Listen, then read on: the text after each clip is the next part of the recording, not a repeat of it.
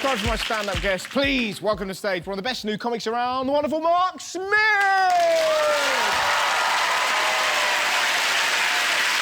Yes!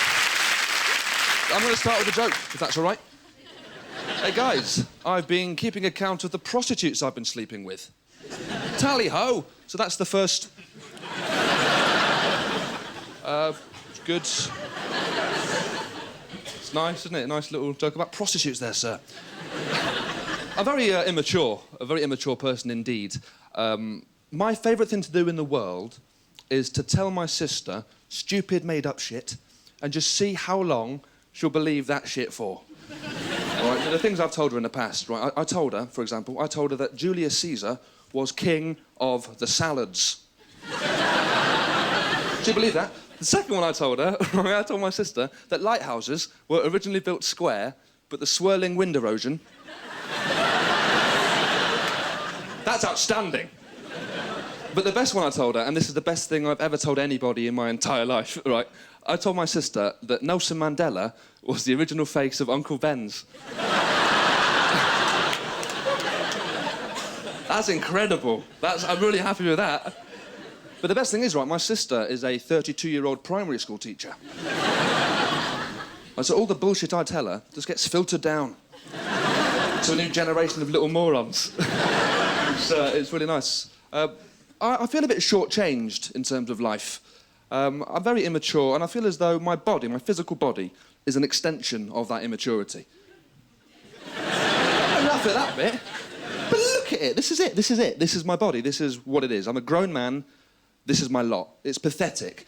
But I'm a grown man. I should be at the peak of my physical powers, you know? Able to, like, I don't know, bench press cars and chase policemen and attack women. But instead... I've just got the sort of arms that most girls would kill for. It's not... Look at them. Dangling around. That's what it's like. These things, the way I walk around, right? I sort of walk these long, willowy limbs, sort of all around the place. It's like if you can imagine Daddy Longlegs in a breeze. That's sort of how I move around. I am skinny. I don't mind being skinny. It's sort of the only thing with it is, it means that I've got to go with sort of curvaceous, voluptuous women. Because if I sleep with a stick-thin girl, we'll start a fire.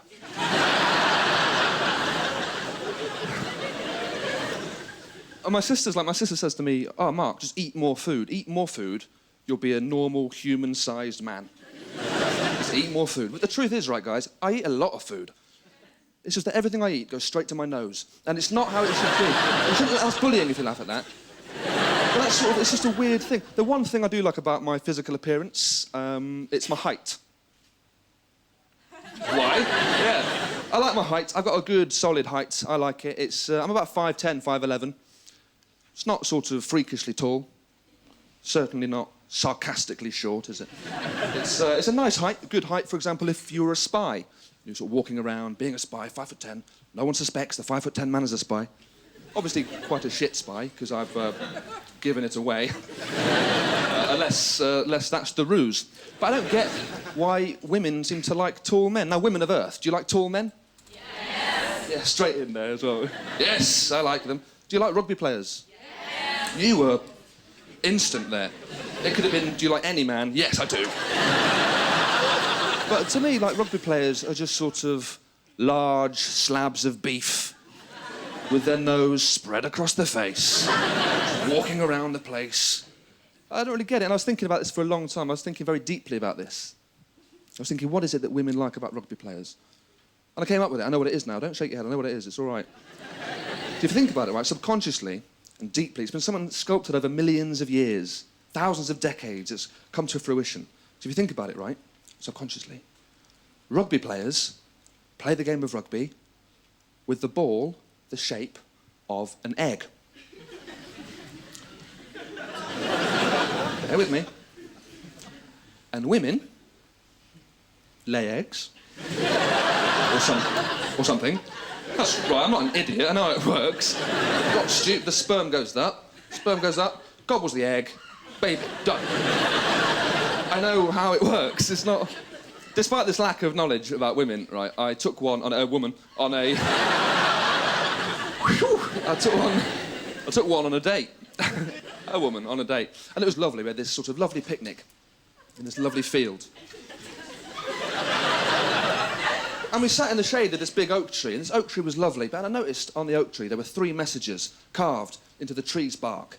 And the first message, carved into the bark, said, Reese, heart, Sarah. Under that, a second message, carved into the tree's bark, this one said, Annabelle forever. And under that, a third message, carved into the tree, it said, Jonathan, you are my everything. And I thought, a lot of people take weapons on dates.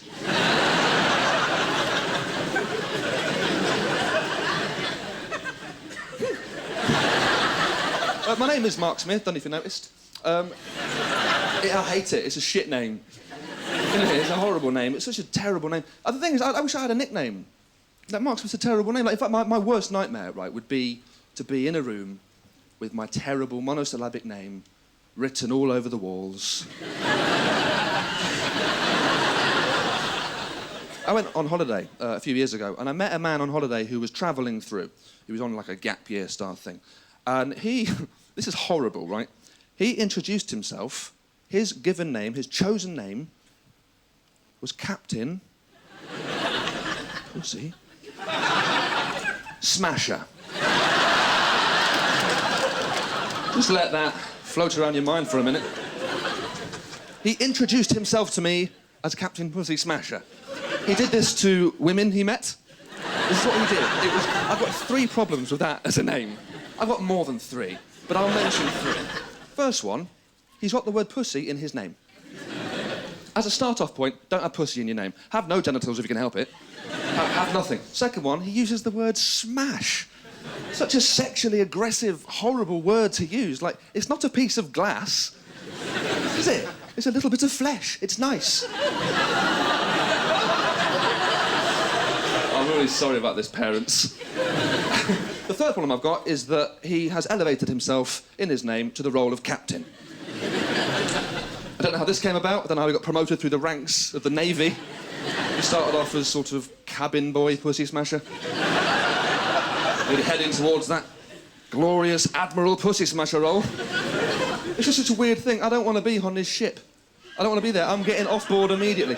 And the weird thing is, right, that he, in 9 months of travelling, you're thinking, well, how many girls did this incredible Lothario manage to seduce? 1 girl. Like Captain Pussy Smasher. But I'm more amazed that a girl went for that. Like, how did that come about? Was it like, oh, hello, nice to meet you? Yeah, nice to meet you. What's your name? It's Libby. What's your name? Captain Pussy Smasher. Any single men in here tonight? It's right, I'm not hitting on you, don't worry. Maybe 1 or 2 of you. Any single men? Right, I've got a little idea for you, little prank you can play, a little sort of trick you can play on people. It's quite a lot of fun. I did it quite recently. I was out in the town of Leeds, which is a city. And I went out, I thought I'll play a little prank on a girl. So before I went to the bar, I got a normal standard playing card. And I wrote the word no on the back of it. And that night I scuttled off into Leeds, the town. And I went up to a girl at the bar. She was quite a pretty looking girl, but quite sort of snobby, sort of snotty, made in Chelsea, fucking awful piece of shit, made in Chelsea, snobby, snotty piece of shit, fucking awful piece of bitch.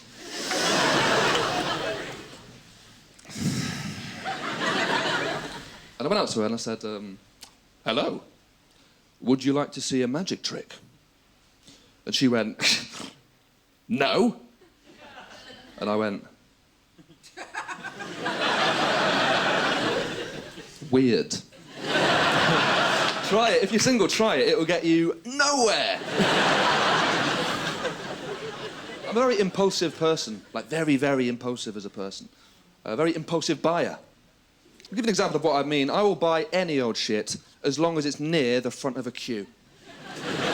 Right, so it could be like the front of W.H. Smith with like a stack of magazines, and I'll say, oh, sir, do you want this chocolate bar the size of a large dog for £4? And I'll be like, well, of course I do. What do you mean by that? Is this a... What?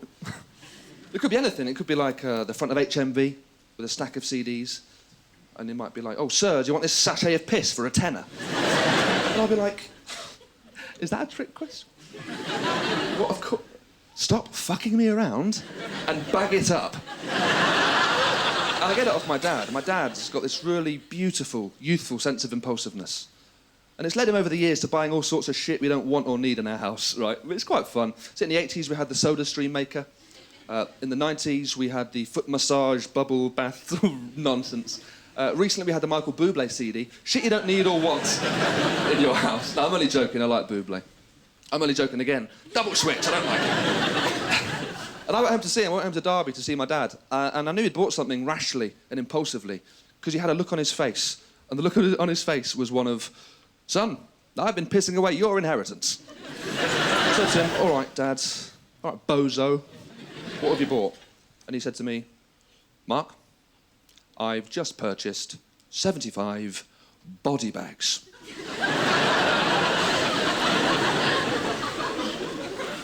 You know what a body bag is, right?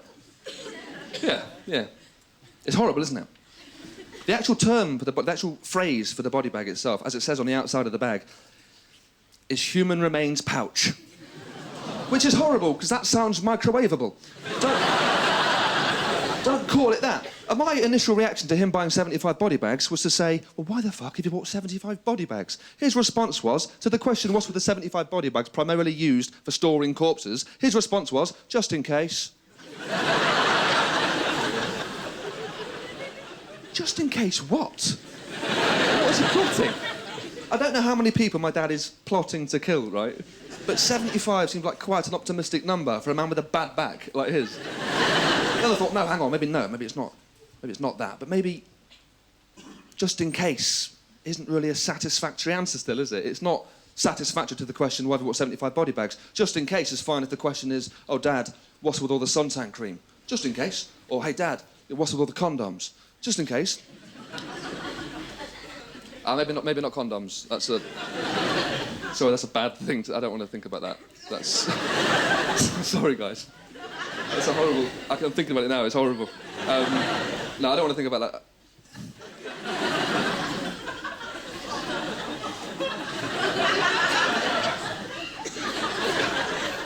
that. Sorry. It's just... The thing is, right, I'd like to think that my dad's only ever had sex twice in his life. OK, like once for my gullible sister, and then, once for me. And then the rest of the time, he just wanks on my mum's tits. That's what I like to think. But finished for now, sorry about that. Then I thought, hang on, maybe my dad's got genuine reasons for having these body bags. And I can imagine him now, sort of with his 7-foot-wide leather black body bag, just sort of striding up and down the aisle at Tesco's. Striding up, waving to people, nodding at them, striding around with this massive body bag, piling wave after wave and shelf after shelf of shit he doesn't need into the bag. Baguettes, yoghurt, crisps, raisins, fruit, sultanas, eggs, bacon, chips, beans, DVDs, magazines. He gets to the front of the queue, the cashier says to him, have you got a bag for life? He goes... Sort of. I'm not the most immature person I know. That accolade goes to a man called Kelvin. Probably the most immature person I've ever met. I can't really call him a friend because he's quite racist. Ooh. Any racists in here tonight? Put your hands up. Good, no one in, good. And he's got this phrase, you might have heard this phrase, hopefully you haven't, but the phrase goes like this. The phrase goes, there ain't no black in the Union Jack. Have you heard this as a phrase? This is fucking ludicrous, right? That's the phrase, there ain't no black in the Union Jack. And what that phrase means is, there's no black colour in the Union flag. So why are there black people in the country? What a phrase. I said to Kelvin, that's not how flags work. If you look around, like we're in Britain, if you look around, there's no one here that is the colour of brilliant white. Is there? There's not that. If you look around further, there's no one here that is genuinely the colour of red. Is there? And apart from the contents of my dad's body bags, very little blue. You've been really lovely. You've been really nice. Thanks for having me. Have you enjoyed it?